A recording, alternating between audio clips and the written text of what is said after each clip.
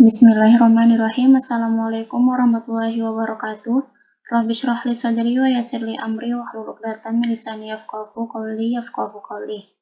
Di sini saya Rizky Foja Siregar selaku moderator akan membantu proses presentasi kali ini. Kami dari kelompok 2 yang beranggotakan 1 Dahlia, 2 Rindi Lestari, 3 Siti Aisyah, 4 Rizky Rahmadani, 5 Rizky Foja Siregar akan mempresentasikan hasil diskusi kami yang berjudul pengolahan data hasil tes dengan PAP dan PAN. Pada mata kuliah evaluasi hasil pembelajaran matematika yang diampu oleh Ibu Dwi Novitasari SPDI MPD. Baiklah, untuk materinya akan dibacakan oleh rekan-rekan saya. Kepada yang bertugas waktu dan tempat, saya persilahkan. Pengolahan hasil tes PAP dan PAN. Dalam mengolah suatu hasil dari tes yang diberikan oleh guru kepada peserta didik, maka digunakan pendekatan untuk menafsirkan hasil dari tes tersebut. Pendekatan tersebut yakni pendekatan penilaian acuan patokan atau PAP dan pendekatan penilaian acuan norma atau PAN. Pendekatan acuan patokan pada umumnya digunakan untuk menafsirkan hasil tes formatif, sedangkan penilaian acuan norma atau PAN digunakan untuk menafsirkan hasil tes sumatif. Penilaian acuan patokan atau PAP. Penilaian acuan patokan atau Criterion Reference Evaluation yang juga dikenal sebagai standar mutlak adalah penilaian pencapaian hasil belajar yang didasarkan pada posisi skor yang diperolehnya terhadap skor ideal atau maksimal. Dengan kalimat lain, PAP adalah penilaian yang dilakukan dengan cara menafsirkan hasil tes yang diperoleh siswa dengan membandingkannya dengan patokan yang telah ditetapkan. Patokan yang digunakan untuk menentukan batas kelulusan tersebut sudah ditetapkan sebelum hasil tes itu sendiri, bahkan sebelum kegiatan belajar mengajar dilakukan. Tujuan penilaian acuan patokan adalah untuk mengukur secara pasti tujuan atau kompetensi yang telah ditetapkan sebagai kriteria keberhasilannya. Penilaian acuan patokan sangat bermanfaat dalam upaya meningkatkan kualitas hasil belajar dari para peserta didik, karena dalam penilaian tersebut peserta didik diusahakan mencapai standar yang telah ditentukan, dan hasil belajar peserta didik dapat diketahui derajat pencapaiannya. Dalam menentukan batasan kelulusan atau passing grade dalam pendekatan ini, maka setiap skor peserta didik dibandingkan dengan skor ideal yang mungkin dicapai oleh peserta didik. Misalnya, dalam suatu tes ditetapkan skor idealnya adalah 100, maka peserta didik yang memperoleh skor 85 sama dengan memperoleh nilai 8,5 dalam skala 0 sampai 10, dan demikian seterusnya.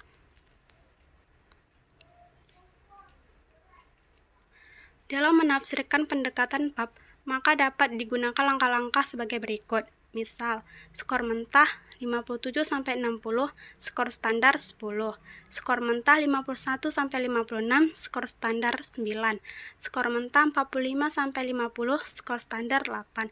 Skor mentah 39-44, skor standar 7. Skor mentah 33-38, skor standar 6.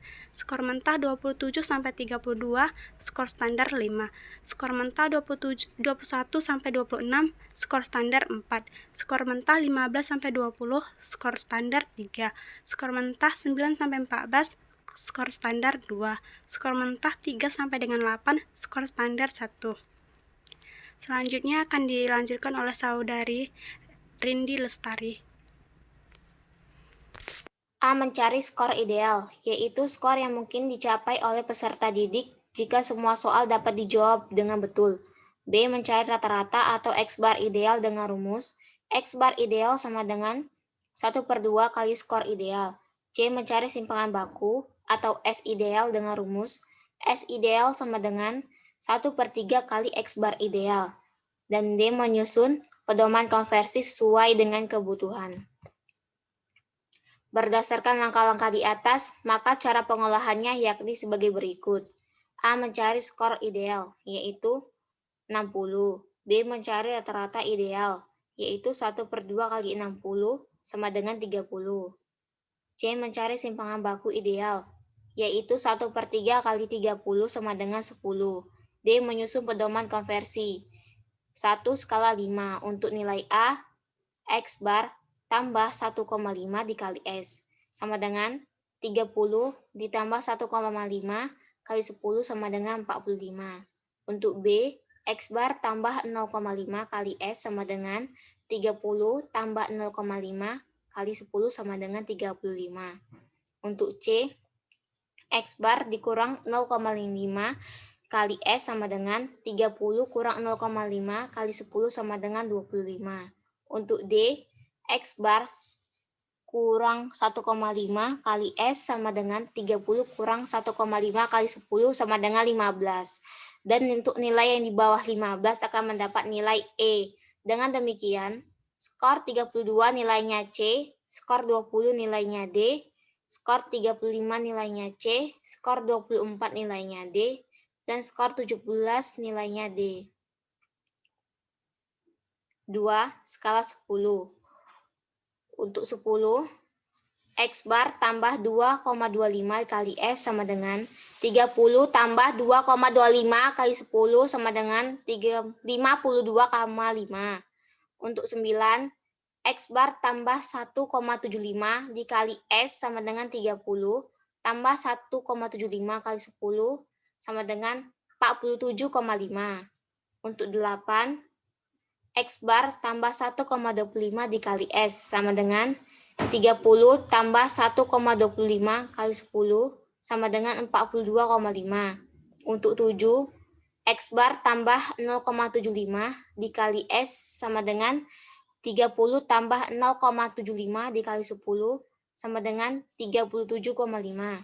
Untuk 6, X bar tambah 0,25 dikali S sama dengan 30 tambah 0,25 kali 10 sama dengan 32,5. Untuk 5, X bar dikurang 0,25 kali S sama dengan 30 kurang 0,25 kali 10 sama dengan 27,5. Untuk 4, X bar kurang 0,75 dikali S sama dengan 30 kurang 0,75 dikali 10 sama dengan 22,5. Untuk 3, X bar kurang 1,25 dikali S sama dengan 30 kurang 1,25 dikali 10 sama dengan 17,5. Untuk 2, X bar kurang 1,75 dikali S sama dengan 30 kurang 1,75 kali 10 sama dengan 12,5. Untuk 1, X bar kurang 2,25 dikali S sama dengan 30 dikurang 2,25 kali 10 sama dengan 7,5. Untuk di bawah 7,5 nilainya 0. Dengan demikian skor 32 nilainya 5, skor 20 nilainya 3, skor 35 nilainya 6, skor 24 nilainya 4, dan skor 17 nilainya 2. 3. Skala 0 sampai 100 atau T-skor, yaitu rumus T-skor sama dengan 50 ditambah X kurang X bar per S kali 10. Keterangan 50 dan 10 sama dengan bilangan tetap. X sama dengan skor mentah yang diperoleh peserta didik, X bar sama dengan rata-rata, S sama dengan simpangan baku. Contoh, peserta didik A memperoleh skor mentah 35, rata-rata sama dengan 60, dan simpangan baku sama dengan 2. Dengan demikian, nilai yang diperoleh peserta didik A dalam skala nilai 0 sampai 100 adalah 50 ditambah 35 dikurang 60 per 20 dikali 10 sama dengan 37,5. Untuk selanjutnya akan dibacakan oleh rekan kami Rizky Ramadhani. Konversi dengan Z-score. Z-score adalah suatu ukuran yang menunjukkan berapa besarnya simpangan baku seseorang berada di bawah atau di atas rata-rata dalam suatu kelompok. Rumusnya yaitu Z sama dengan X kurang X bar per S, di mana X sama dengan skor, X bar sama dengan rata-rata, dan S sama dengan simpangan baku. Contoh, diketahui skor atau X sama dengan 35, rata-rata atau X bar sama dengan 60, simpangan baku atau S sama dengan 20. Jadi Z-score sama dengan 35 kurang 60 dibagi 20 sama dengan min 1,25. 5. Peringkat atau ranking. Dalam menafsirkan skor mentah dapat pula dilakukan dengan cara penyusunan peringkat. Caranya adalah dengan mengurutkan skor dari yang terbesar sampai dengan yang terkecil. Skor terbesar diberi peringkat 1, begitu seterusnya sampai dengan skor terkecil. Skor-skor yang sama harus diberi peringkat yang sama pula. Contoh, diketahui 5 orang peserta didik memperoleh skor dalam bidang studi pendidikan biologi sebagai berikut: 25, 35, 25, 25, dan 30. Untuk memberi peringkat terhadap skor-skor tersebut, dapat diikuti langkah-langkah sebagai berikut. Yang pertama, mengurutkan skor tersebut dari yang terbesar sampai yang terkecil dengan diberi nomor urut sesuai dengan jumlah data. Maka dia diurutkan dari yang terbesar, yang pertama 35, yang kedua 30, yang ketiga 25, yang keempat 25, dan yang kelima 20. Kedua, memberi peringkat berdasarkan nomor urut, tetapi untuk skor yang sama harus diberi peringkat yang sama juga. Seperti tabel di bawah ini. Skor 35 peringkat pertama, skor 30 peringkat kedua, skor 25 peringkat ke-3,5, skor ke-25 peringkat ke-3,5, skor ke-20 peringkat ke-5. Peringkat untuk skor 25 adalah 3,5 yang diperoleh dari 3 ditambah 4 dibagi 2 sama dengan 35. Skor selanjutnya diberi peringkat sesuai dengan nomor urut selanjutnya. Penilaian acuan norma atau disebut dengan PAN. Menurut Istiana tahun 2016 halaman 16, penilaian acuan norma dikenal pula dengan sebutan standar relatif atau norma kelompok adalah penilaian yang dilakukan dengan cara menafsirkan hasil tes yang diperoleh siswa dengan membandingkan dengan hasil tes siswa yang lain dalam kelompoknya. Perbandingan tersebut ditentukan berdasarkan skor yang diperoleh siswa dalam suatu kelompok. Dengan demikian, perbedaan dengan PAP atau penilaian acuan patokan standar kelulusan baru dapat ditentukan setelah diperoleh skor pada siswa. Pada umumnya, PAN atau penilaian acuan norma digunakan dalam seleksi. Soal tes dalam pendekatan ini dikembangkan dari materi yang dianggap guru penting sebagai sampel dari materi yang telah disampaikan. Guru memiliki kewenangan untuk menentukan bagian mana yang dianggap penting. Karena itu, guru harus bisa membatasi jumlah soal yang diperlukan. Tidak semua materi yang telah disampaikan kepada peserta didik akan dimunculkan soal-soalnya secara lengkap. Soal-soal harus dibuat dengan tingkat kesukaran yang bervariasi, mulai dari yang mudah sampai dengan yang sukar, sehingga memberikan kemungkinan jawaban peserta didik bervariasi. Soal dapat menyebar dan dapat membandingkan peserta didik yang satu dengan yang lainnya. Dalam pendekatan PAN atau penilaian acuan norma, rata-rata dan simpangan baku dihitung dengan rumus statistik sesuai dengan skor mentah yang diperoleh peserta didik. Langkah-langkah pengolahan data dengan pendekatan penilaian acuan norma atau PAN adalah sebagai berikut. Selanjutnya akan dibacakan oleh Dahlia. Selanjutnya, A. Mencari skor mentah tiap peserta didik.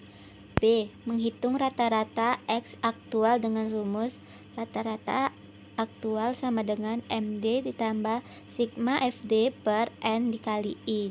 Keterangan MD sama dengan mean duga, F sama dengan frekuensi, D sama dengan deviasi, FD sama dengan frekuensi kali deviasi, N sama dengan jumlah sampel, I sama dengan interval. C. Menghitung simpangan baku atau S aktual dengan rumus S sama dengan akar interval N dikali sigma FD kuadrat dikurang sigma FD kuadrat per N dikali N kurang 1. D. Menyusun pedoman konversi. Langkah-langkah penyelesaian. A. Menyusun skor terkecil sampai dengan skor terbesar seperti berikut. Selanjutnya, data ini ditabulasikan dalam daftar distribusi frekuensi, yaitu mengelompokkan data sesuai dengan kelas interval. Untuk membuat kelas interval dapat digunakan rumus Sturges. Adapun langkah-langkahnya sebagai berikut. 1. Mencari rentangan atau range, yakni skor terbesar dikurang skor terkecil. Range sama dengan 50 dikurang 17 sama dengan 33. 2. Mencari banyak kelas interval. Banyak kelas sama dengan 1 ditambah 3,3 log dikali log n sama dengan 1 ditambah 3,3 dikali log 52 sama dengan 1 ditambah 3,3 dikali 1,7160 sama dengan 1 ditambah 5,6628 sama dengan 6,6628 dibulatkan menjadi 7. 3. Mencari interval kelas. I sama dengan rentang per banyak kelas sama dengan 33 per 6,6628 sama dengan 4,9 dibulatkan menjadi 5. 4. Menyusun daftar distribusi frekuensi. Dapat dilihat pada tabel berikut. B. Menyusun rata-rata aktual. Dapat kita lihat pada tabel sehingga rata-rata sama dengan MD ditambah sigma FD per N dikali I sama dengan 34 ditambah 4 per 52 dikali 5 sama dengan 34,38. Selanjutnya akan dibacakan oleh Rizky Fauzia, yaitu C. Menghitung simpangan baku aktual. Kemudian C. Menghitung simpangan baku aktual. Rumusnya S akar N kali sigma F D kuadrat dikurang sigma F D kuadrat per N dikali N kurang 1 akar I. Kemudian S sama dengan akar 52 dikali 158 dikurang 4 pangkat 2 per 52 dikali 52 dikurang 1 akar 5 sama dengan akar 8216 dikurang 16 per 2652 akar 5 sama dengan akar 5 dari 3,09006 sama dengan 8,79. D. Menyusun pedoman konversi 1 skala 5 atau A. X bar ditambah 1,5 dikali S sama dengan 34,38 ditambah 1,5 dikali 8,79 sama dengan 47,57. B. X bar ditambah 0,5 dikali S sama dengan 34,38 ditambah 0,5 dikali 8,79 sama dengan 38,78. C. X bar dikurang 0,5 dikali S sama dengan 34,38 dikurang 0,5 dikali 8,79 sama dengan 29,99. Yang D. X bar dikurang 1,5 dikali S sama dengan 34,38 dikurang 1,5 dikali 8,79 sama dengan 21,20. E. Dengan demikian skor 32 nilainya C. Skor 20 nilainya E, skor 35 nilainya C, skor 24 nilainya D, dan skor 17 nilainya D. Kedua, skala 10.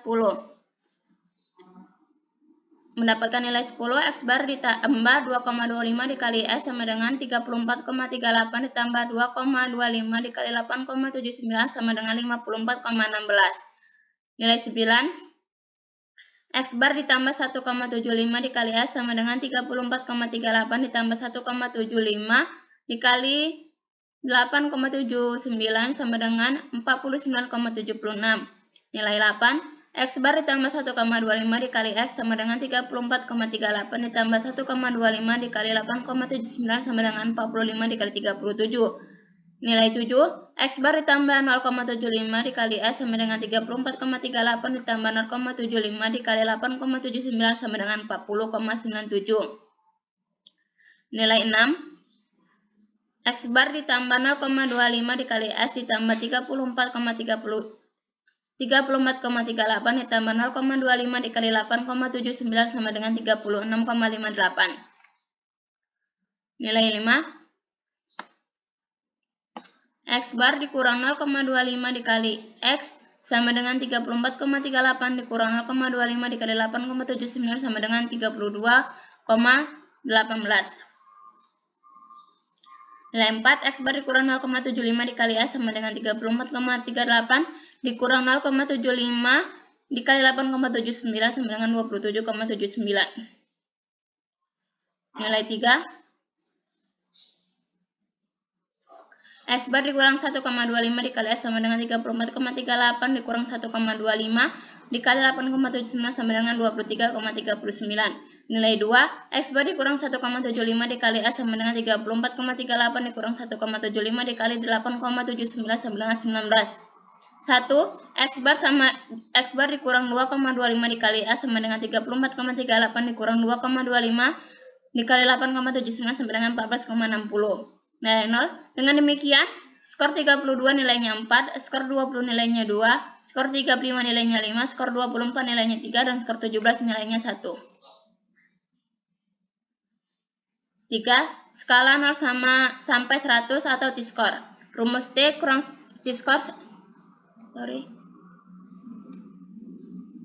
Rumus T-score sama dengan 50 ditambah X dikali X kurang X bar per S kali 10. Keterangan 50 dan 10 sama dengan bilangan tetap.